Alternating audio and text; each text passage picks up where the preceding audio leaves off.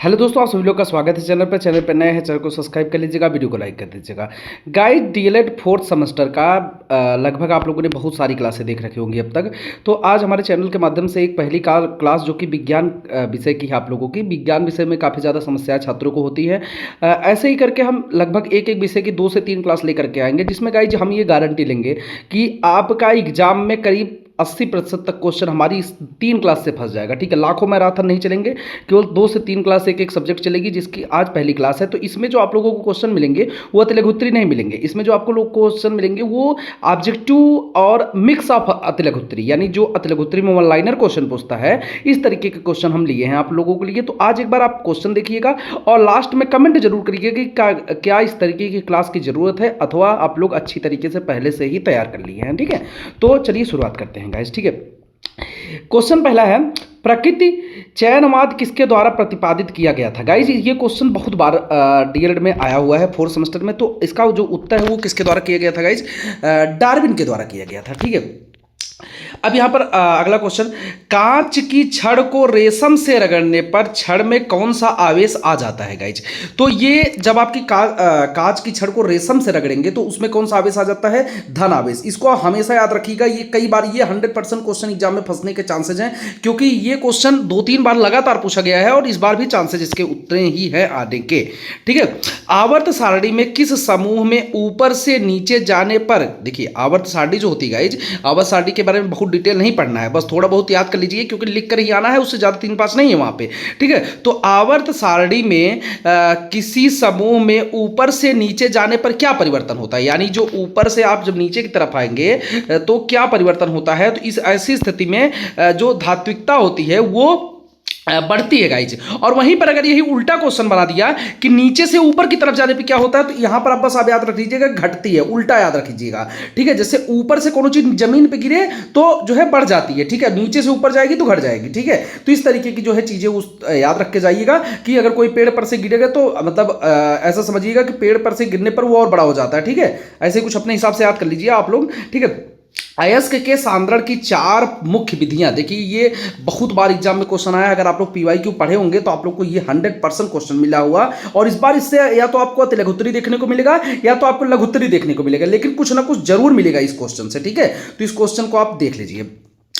अयस्क के सांद्रण की 4 प्रमुख विधियां, नंबर 1 विधि है गुरुत्वीय पृथक्करण विधि, नंबर 2 विधि है फेन प्लवन विधि, चुंबकीय पृथक्करण विधि और रासायनिक पृथक्करण विधि। गाइस देखिए, अगर आप केवल यही इतना याद कर लिए चारों का नाम, उसके अंदर आप लोगों को कुछ नहीं पता है, यानी अगर 2 नंबर में सवाल पूछ लिया, आपने केवल यही 4 विधियां लिख दिया और उसके अलावा आप लोगों को इन विधि के बारे में कुछ नहीं पता है, कोई पढ़ने नहीं जाता, बस आप हेडिंग डालिए गुरुत्वीय पृथक्करण विधि और गुरुत्वीय पृथक्करण से आपको जो समझ में आए वो लिख दीजिए उसमें। ठीक है, आपको आराम से जो है 2 नंबर यहां पर मिल जाएंगे। ठीक है, इसलिए इतना जरूरत नहीं है आपको कि आप पूरे लिख करके आइए तभी आपको नंबर मिलेगा, कोई दिक्कत नहीं है गाइस। ठीक है, आप केवल इसका जो है हेडिंग याद रखिए कितने प्रकार के होते हैं, अंदर चाहे जो कुछ भी लिखिए, इतना कुछ नहीं पढ़ा जाता। जितना आप बना करके लॉन्ग लिखने का प्रयास करेंगे आपको एग्जामिनर उतना ही नंबर देगा। ठीक है, ये सब फालतू चक्कर में मत रहिए कि छोटा सा लिख देंगे कम नंबर पाएंगे। अगर आप छोटा लिखोगे, एग्जैक्ट लिखोगे, तभी कुछ होने वाला है। अगर छोटे में तनिको गलती मिली, क्योंकि वो लोग छोटा तो पढ़ लेंगे, अगर आपको क्वेश्चन नहीं आ रहा है तो आप एग्जामिनर के दिमाग के साथ खेलिए। ठीक है, उसके दिमाग के साथ खेलना क्या, 15 और 16 रुपए मिलता है एक कॉपी पे। ठीक है, तो 2 घंटा आपका एक लाइन पढ़ने नहीं बैठेगा, लेकिन आपने अगर कॉपी 20 पन्ना 10-5 पेज में भर दिया है ना, तो 1 लाइन पढ़ेगा आपका। ठीक है, अगर आपने 1 लाइन लिखा है तो 1 लाइन पढ़ेगा, तो वही नंबर ले लीजिएगा, आधा 1 नंबर। ठीक है, रुधिर का थक्का बनाने वाली, रुधिर का थक्का किसके द्वारा बनता है? तो प्लेटलेट्स के द्वारा बनता है। ठीक है, बहुत बार ये भी आया हुआ क्वेश्चन है, डायरेक्ट पूछेगा, लघुत्री में भी पूछ सकता है, ऑब्जेक्टिव में भी पूछ सकता है। ठीक है, अब एलिसा परीक्षण किसके लिए होता है? एड्स आपके चैप्टर में जो है बहुत अच्छी तरीके से, एड्स के बारे में अच्छी तरीके से पढ़ लीजिएगा, ज्यादा कुछ जानने की जरूरत नहीं, आप लोग इसमें तो अच्छी तरीके से जानते होंगे। तो एलिसा का परीक्षण याद कर लीजिएगा, एड्स, और इसका जो है जो भी आपका जो HIV वायरस होता है ह्यूमन, जो इसके बारे में भी रुक जाइए, नीचे यहां पर सब कुछ है। ठीक है, तो गैलेना किस धातु का अयस्क है? ठीक है, गैलेना किस धातु का अयस्क है? तो ये सीसा यानी लेड है, लेड का अयस्क है, आप लोगों को अच्छी तरीके से पता होगा। ठीक है, गैलेना के बारे में क्वेश्चन कई बार आए हैं, तो ये आपके देखिए 5 नंबर आपके ऑब्जेक्टिव आते हैं और 6 नंबर आपके लघुत्री आते हैं, 6, 5, 11। तो ये 11 नंबर के जितने सवाल हैं, इसमें से मैं गारंटी लेता हूं कि आपको 4 से 5 सवाल देखने को इसी क्लास में से मिल जाएगा। ठीक है, तो गैलेना किस धातु का अयस्क है? यहां पर लेड का। ठीक है, वातावरण और जीवधारियों के पारस्परिक संबंधों से क्या बनता है? ठीक है। वातावरण और जीवधारियों के पारस्परिक संबंध, भाई वातावरण और जीवधारियों के संबंध से क्या बनता है, पारिस्थितिकी तंत्र। तो अगर आप लोग से पारिस्थितिकी तंत्र की परिभाषा भी पूछ लिया तो आप लोग सीधा सीधा शब्दों में लिख सकते हैं कि वातावरण और जीवधारियों के पारस्परिक संबंध से बनने वाली जो भी चीजें हैं उसको हम पारिस्थितिकी तंत्र कहते हैं। ठीक है, यानी सीधा सीधा आप लिख सकते हैं ऐसे कि वातावरण और जीवधारियों के संपर्क से पारिस्थितिकी तंत्र बनता है। ठीक है। शुष्क सेल किस पदार्थ की क्षण एनोड का कार्य करती है?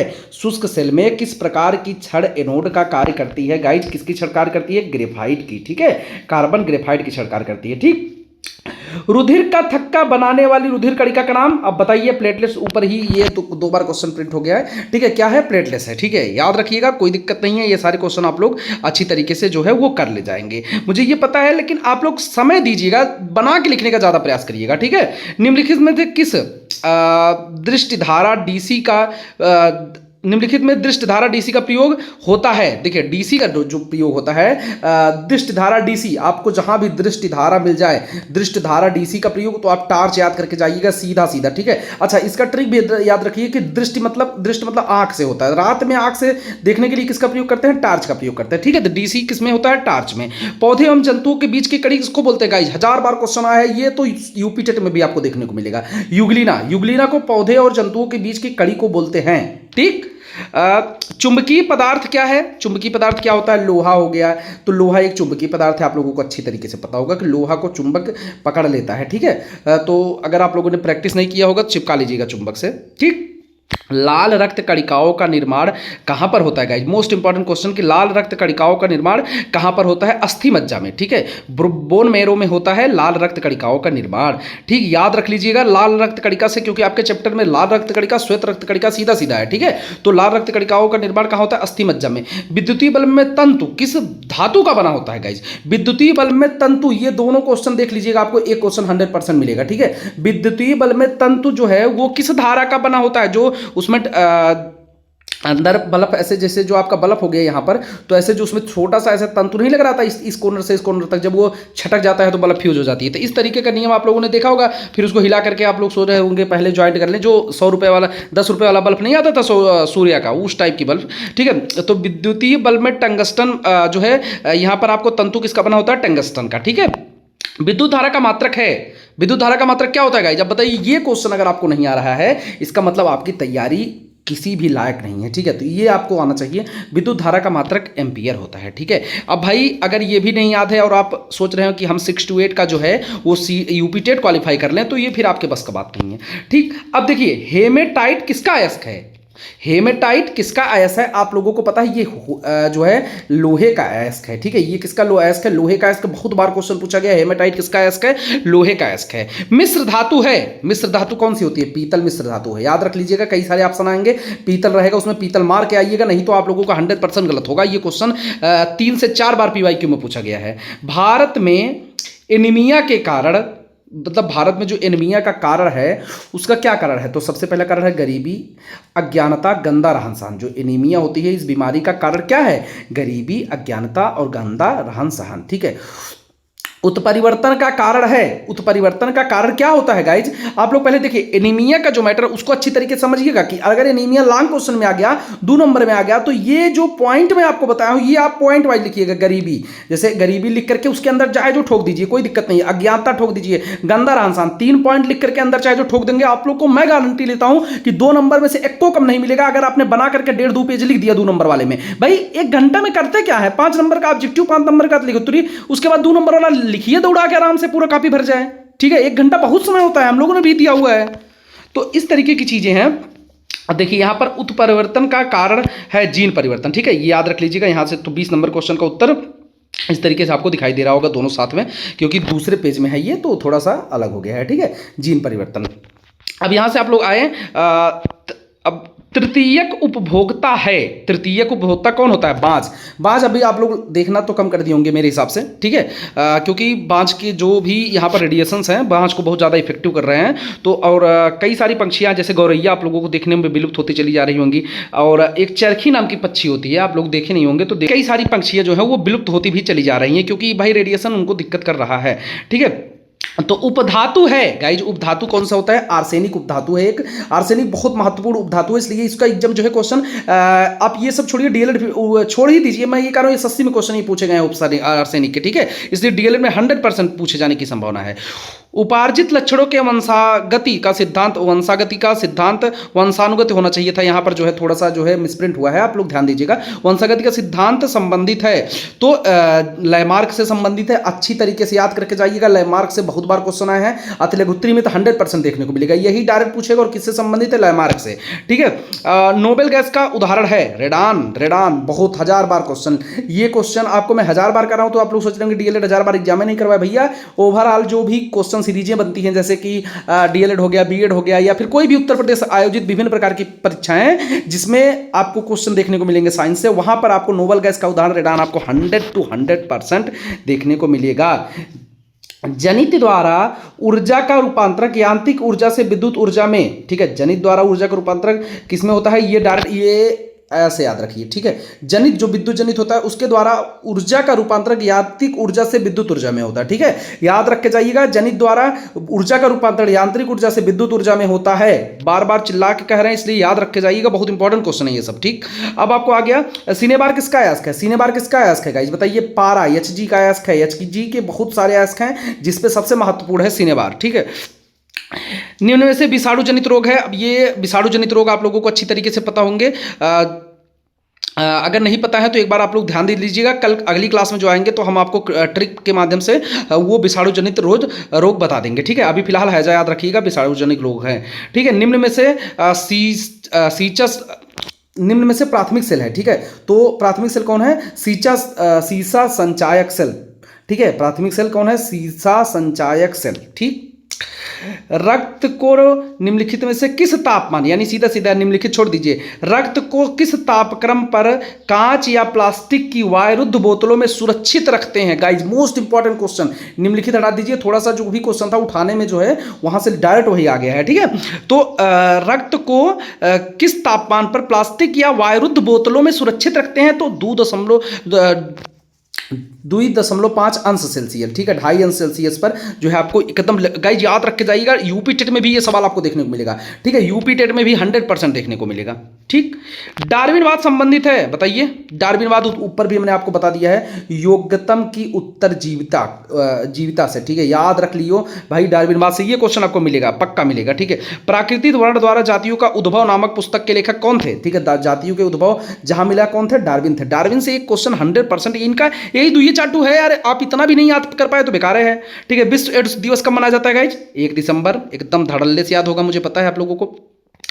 विद्युत धारा का मात्रक है, विद्युत धारा जो होता है उसका मात्रक क्या है गाइज? तो विद्युत धारा का मात्रक एम्पियर, 2 बार क्वेश्चन आप लोगों को देखने मिल गया। विद्युत धारा, जितने भी मात्रक डीएलएड में इंपॉर्टेंट है, कल की क्लास में एक ऐसा बढ़िया सा जो है फॉर्मेट बनाऊंगा, उसमें सब धड़ाधड़ यहाँ ऐसे ऐसे करके लिख देंगे और आप लोग उसका स्क्रीनशॉट ले लीजिएगा, ठीक है। अगली क्लास जो भी आएगी विज्ञान की, कल या परसों में, ठीक है। समय का अभाव होता है, इसकी वजह से वीडियोज नहीं बन पाते रहे यूट्यूब पर गाइज, और जो भी है मैं आपको जो भी दूंगा जितना कंटेंट उतना आप के लिए पर्याप्त रहेगा, क्योंकि फालतू पढ़ के कोई मतलब नहीं है। ज्ञान क्या लेंगे? चलिए जो है आपको पूरा पीरियोडिक टेबल पढ़ा दें, क्या मतलब है जब थोड़ा सा पूछेगा उसमें से? तो ये चीजें जो है आप लोगों को परेशान नहीं होना, ठीक है। विद्युत धारा का मात्रक एम्पियर। चुंबकीय पदार्थ है लोहा, फिर से वही क्वेश्चन मिल गया आप लोगों को। डोलोमाइट किसका अयस्क है? डोलोमाइट किसका अयस्क है guys? Most important question, dolomite किसका अयस्क है? मैग्नीशियम का अयस्क है। बहुत ज्यादा इंपॉर्टेंट क्वेश्चन है डोलोमाइट, क्योंकि डोलोमाइट से क्वेश्चन अतिलघुत्री में पूछा गया, केवल इतने का के पूछा गया है, डोलोमाइट किसका अयस्क है? मैग्नीशियम का अयस्क है। डायरेक्ट लिख के मैटर खत्म करिए। मैग्नीशियम का जो है वो सिंबल क्या होता है? Mg, ठीक है, याद रख के जाइएगा, नहीं तो पता चला आप लोग ठोक ठाक के आगे मैग्नीशियम को यम और एच और 3 5 ठोक दिए तो दिक्कतें होंगी। भैया हिंदी में लिख लीजिएगा, कोई दिक्कत नहीं है, सिंबल गलत मत करिएगा। चुंबक द्वारा आकर्षित होता है लोहे का बुरादा, ठीक।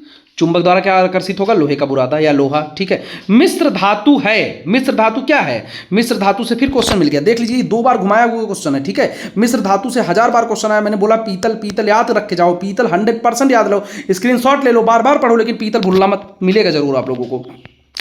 ठीक है। डार्विनवाद संबंध देखिए गाइस, जो मैं क्वेश्चन लिया हूं इतना ना, ठीक है, ये 38 नंबर तक अभी जो क्वेश्चन हो चुके हैं इतना शुरू से, ठीक है, ये 38 क्वेश्चन आप लोगों को कितना समय बीता है, 15 मिनट, ठीक है। 15 मिनट में आपको 38 ऐसे क्वेश्चन कवर करवा दे रहा हूं जो कि आपके एग्जाम में 70 से 75% मिल जाएंगे। तो गाइस देखिए, कंटेंट के लिए चीजें पर्याप्त मात्रा में नहीं होती, क्योंकि डीएलएड एक बहुत कम मात्रा के लेवल का एग्जाम है, ठीक है, बहुत कम मात्रा के लेवल का एग्जाम है। तो इसको पढ़ने के लिए या इसको क्वालिफाई करने के लिए किसी बैच या आप लोगों को इतना ज़्यादा एफर्ट लगाने की आवश्यकता नहीं है। बस 10 दिन अगर ध्यान से पढ़ लिए डीएलएड में तो बैक किसी कीमत पर नहीं लगेगा भाई, बना के लिखना आता रहे बस, ठीक।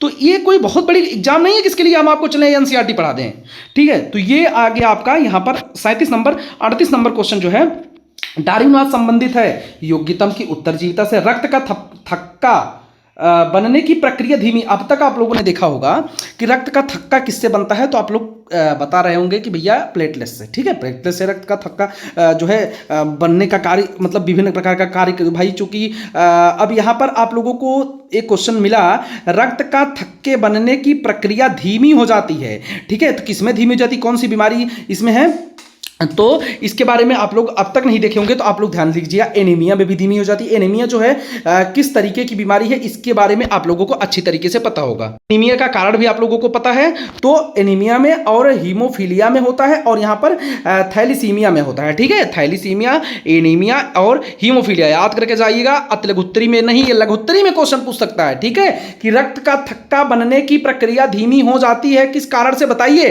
तो एनीमिया, हीमोफीलिया और थैलीसीमिया, ठीक है, इतना याद करके जाइएगा। केवल लिख देंगे आप ना, इतना 3 ठो ऐसे लिख के उसके अंदर कुछ लिख दीजिए बीमारी के बारे में, कोई दिक्कत नहीं है।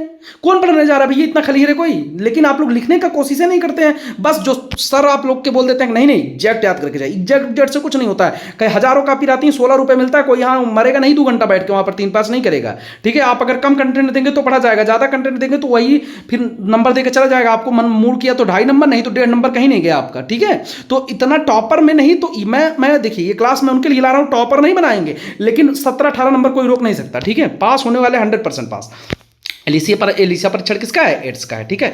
गैलिना किस धातु का अयस्क है, लेड का, ठीक है। पर्यावरण और जीवधारियों के परस्पर संबंध से क्या बनते हैं, पारिस्थितिक तंत्र। किस सेल को पुनः आवेशित किया जा सकता है, सींचा संचय सेल। और नोबेल गैस का उदाहरण है, नोबेल गैस का उदाहरण कौन सा है, रेडान, ठीक है। नोबेल गैस का उदाहरण रेडान, फिर से, ठीक है। सर्वाहारी जंतु किस प्रकार का भोजन ग्रहण करते हैं, ठीक है। सर्वाहारी जंतु शाकाहारी और मांसाहारी दोनों प्रकार के, सब्जी, फल, अनाज और मांस, ठीक है। स्पेशली आप लोगों के लिए सर्वाहारी जो है वो मिलेंगे, और इस तरीके से आप उनको ठोक के आएंगे कि भैया हम देखिए सर्वाहारी केवल जो है जो सब्जी भी खाएं मांस भी खाएं, तो ऐसे को सर्वाहारी बोलते हैं। लेकिन सब्जी, फल और मांस तीनों इस तरीके से आप लोगों को लिखना है, ठीक है। ऐसे नहीं हलवाई की तरह क्वेश्चन मिल जाएगा कि आप लिख दिए बस दोनों खाने वाले को जो है सर्वाहारी कहते हैं, क्योंकि ये क्वेश्चन सब 2 नंबर वाले हैं। इसमें जितने क्वेश्चन है, काफी क्वेश्चन जिसको हमने 2 नंबर में बोला आपको, वो 2 नंबर में देखने को मिल जाएंगे, ठीक है। बाकी डार्विन से संबंधित जो भी क्वेश्चन आपको मिले तुरंत उसको नोट कर लीजिएगा कहीं, क्योंकि वो क्वेश्चन बहुत ज्यादा इंपॉर्टेंट है गाइस, ठीक है। तो ये समापन हुआ। यहाँ पर कितना क्वेश्चन था, 54 क्वेश्चन था, जिसमें से अगर आप मान लेंगे 6-7 क्वेश्चन रिपीट हुआ है, तो 45 क्वेश्चन आपको देखने को लगभग मिले हैं, ठीक है। तो 45 क्वेश्चन किस तरीके के लगे आपको कमेंट बॉक्स में जरूर बताइएगा, और आप लोग ये बताइएगा कि आगे इस क्लास को रिलीज करना चाहिए और नहीं रिलीज करना चाहिए guys. Thank you for watching.